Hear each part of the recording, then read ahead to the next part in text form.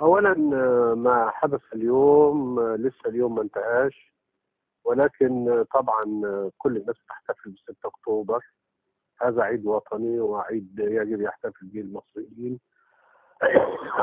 طبعا الإخوان عاوزين يعني يخلوا هذا اليوم يوم دمار ويوم يعني شر، ولكن لم يستطيعوا لأن الشعب المصري عارف طريقه كويس. والمظاهرات اللي بيعملوها المظاهرات ليست على ما كانوا يتوقعون، يعني بأنه اليوم سوف يقضون على مش عارف 30 يونيو. كلام يعني مستهلك وملوش أي قيمة.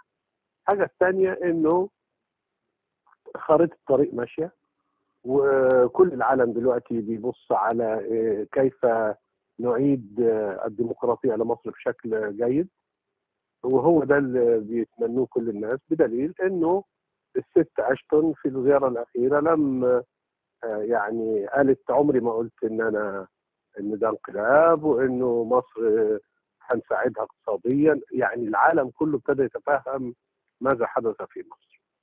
والاخوان مش عايزين ابدا يعترفوا انه ايامهم ولت ولن تعود مره اخرى، والشعب المصري يتعلم الدرس جيدا، ويعني لا يمكن ابدا هيوصلوا للسلطه مره ثانيه الا بعد زمن طويل، عندما يراجعوا افكارهم المتخلفه، وان هم يتخلصوا من القطبيين الذين اساءوا اليهم كثيرا.